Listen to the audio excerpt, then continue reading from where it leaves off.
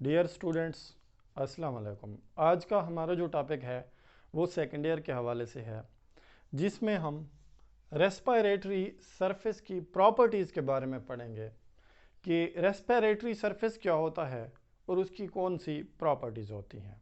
तो सबसे पहले हमें पता है कि लिविंग ऑर्गेनिजम्स एनर्जी प्रोड्यूस करते हैं या एनर्जी लेते हैं रेस्पिरेशन के प्रोसेस से, और रेस्पिरेशन का प्रोसेस जो है उसके साथ हमारा एक छोटा सा टॉपिक रिलेट करता है, that is gaseous exchange. Gaseous exchange का मतलब है कि जब किसी लिविंग ऑर्गेनिज्म और इन्वायरमेंट के दरमियान गैसेस का तबादला होता है। तो गैशियस एक्सचेंज ये नहीं है कि जब हमने ऑक्सीजन को अपने रेस्पिरेटरी सिस्टम में या नोज में इंटर किया, this is not gaseous exchange. Gaseous exchange किसी इंटरनल लेवल पे हो रहा होता है, जैसे हमारे एल्वियोलाई और हमारे ब्लड के दरमियान में जो तबादला होता है गैसेस का, that is called gaseous exchange. क्योंकि यहाँ पे जो हवा इंटर हुई है वो हमारी कैविटीज में है, वो अभी तक इन्वायरमेंट के साथ डायरेक्ट कांटेक्ट में है, उसने किसी बैरियर को क्रॉस नहीं किया। तो दैट्स वाई गैशियस एक्सचेंज जिस सरफेस से होता है, that surface is called respiratory surface. The structure or surface through which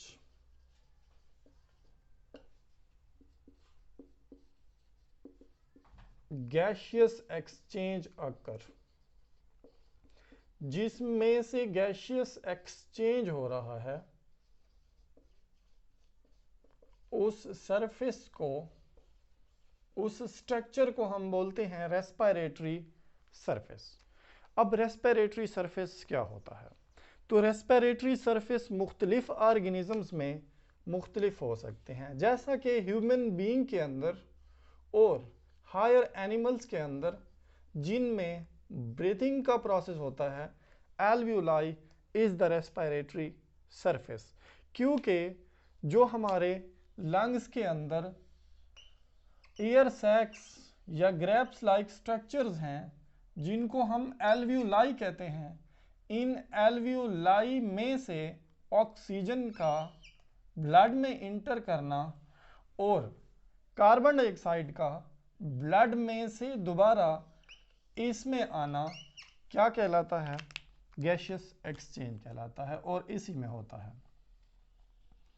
तो अगर हम बात करें एल्वियोलाई की, तो ये हमारे पास एल्वियोलाई है, ये उसका ल्यूमेन या उसके अंदर पाई जाने वाली कैविटी है, और ये हमारे पास ब्लड वेसल है। अब इस ब्लड वेसल के अंदर एल्वियोलाई से ऑक्सीजन आएगा और इस ब्लड वेसल से एल्वियोलाई में कार्बन डाइऑक्साइड जाएगा। ये ऑक्सीजन जो यहाँ पे आया है, ये हमारे टिश्यू में जाके रेस्पिरेशन में यूज़ होगा, मींस एरोबिक रेस्पिरेशन होगी, और उससे प्रोड्यूस होने वाला कार्बन डाइऑक्साइड वापस यहाँ पे आ जाएगा एल्वियोलाई में, और यहाँ से उसकी बाहर चला जाएगा या एक्सपायरेशन होगी। अब हम किस चीज़ की बात कर रहे थे? एल्वियोलाई की। उसके बाद कुछ ऐसे ऑर्गेनिजम्स हैं जिनमें इस तरह का रेस्पिरेटरी सिस्टम नहीं है, जैसा कि हम बात करते हैं फिशेस की। फिश के अंदर जो रेस्पिरेटरी सरफेस है, that is called gills. Respiratory surface कोई भी हो, उनकी कुछ कॉमन कैरेक्टरिस्टिक्स हैं जो हम यहाँ पे डिस्कस करेंगे। गिल्स फिश में हो गया। इसी तरह से हम एक चीज़ पढ़ते हैं फ्रॉग के अंदर, कि फ्रॉग की जो स्किन है उससे भी गैशियस एक्सचेंज हो सकता है। वजह क्या है? क्योंकि उसमें ये सारी कैरेक्टरिस्टिक्स पाई जाती हैं जो हमारे एल्वियोलाई में पाई जाती हैं या किसी भी रेस्पिरेटरी सरफेस में पाई जाती हैं। तो इस तरह की जो गैशियस एक्सचेंज है फ्रॉग के अंदर, कुटेनियस रेस्पायरेशन उसको बोलते हैं, जो स्किन से हो रही है। तो स्किन भी हमारे पास एक रेस्पिरेटरी सरफेस के तौर पे यूज होता है, लेकिन किस चीज में? एम्फीबियंस में या फ्रॉग के अंदर। चौथे नंबर पे हम कहते हैं कि जो फ्रॉग है वो अगर एयर को अपनी बकल कैविटी में ले जाए तो वहां से भी गैसियस एक्सचेंज हो जाता है। तो इसका मतलब उसकी जो बकल कैविटी है वो भी रेस्पिरेटरी सरफेस के तौर पे यूज हो सकती है। तो ये सारे रेस्पिरेटरी सरफेस कुछ कॉमन कैरेक्टरिस्टिक्स रखते हैं, प्रॉपर्टीज रखते हैं, वो यहाँ पे हम डिस्कस करेंगे। तो सबसे पहली प्रॉपर्टी जो है परमिएबल। परमिएबल का मतलब है कि उसकी जो स्ट्रक्चर है उसका जो मतलब वो इस तरह से बना हो रेस्पिरेटरी सरफेस के अलाउ करे, वो परमिट करे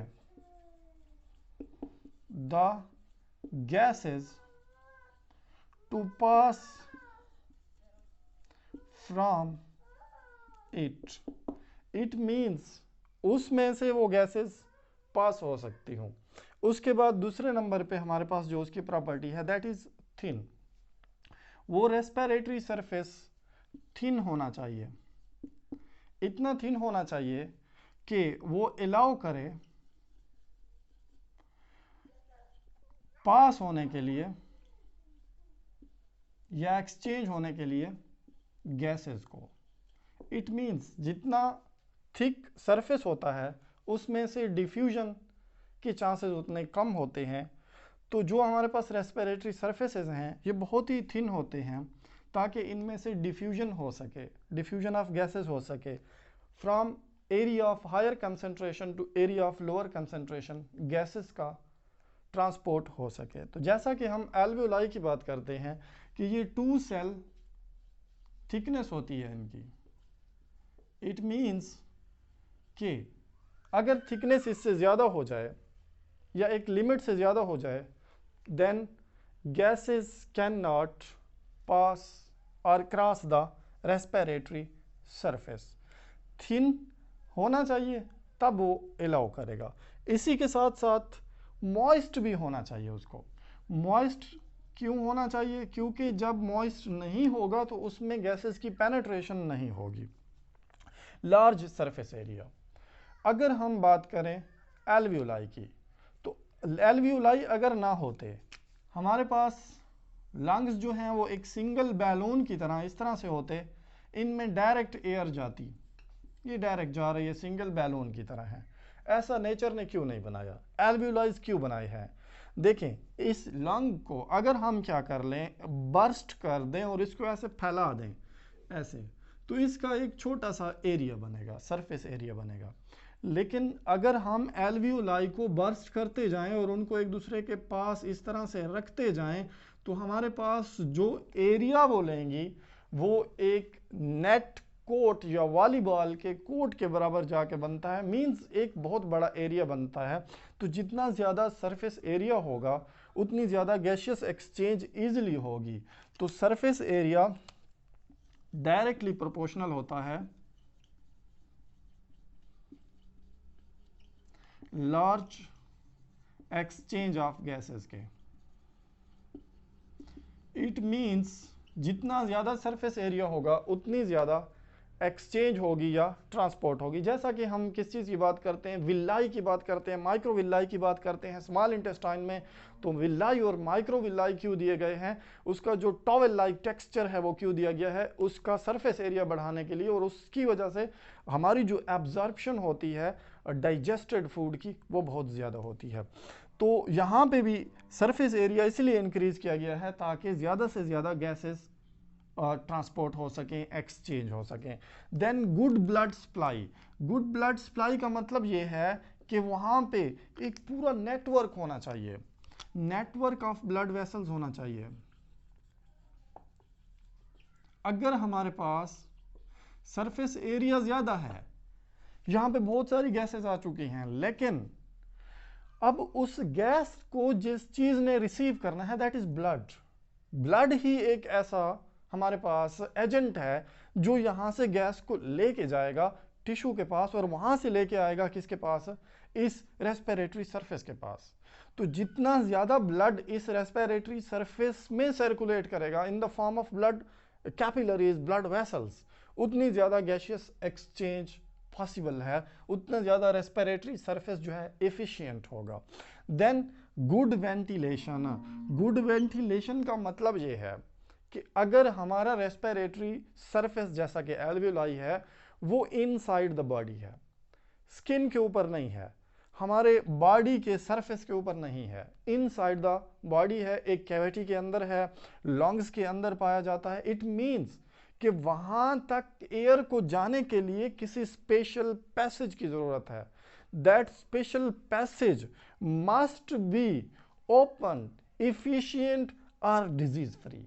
मतलब एक बंदा है, उसमें रेस्पिरेटरी सरफेस बिल्कुल क्लियर है, बिल्कुल ठीक है, लेकिन उसका वेंटिलेशन सिस्टम खराब है, उसको एस्थमा है, उसको कोई ब्रोंकाइटिस है, इस तरह का कोई मसला है जिसकी वजह से उसकी एयर इंटर ही नहीं होती सही से। इट मीन्स गुड वेंटिलेशन भी ज़रूरी है। द रेस्पिरेटरी सिस्टम, या इसको हम ऐसे कह सकते हैं कि पैसेज वे क्या होना चाहिए, मस्ट बी एफिशिएंट होना चाहिए, उसको फंक्शनल होना चाहिए और उसको वर्किंग होना चाहिए, काम में होना चाहिए। मींस उसमें मसले ना हो। तो ये हमारे पास क्या होगा, किसी भी रेस्पिरेटरी सरफेस की चंद एक करेक्टरिस्टिक्स हैं जिनको हमने यहाँ पे लर्न करने की कोशिश की है। Thank you.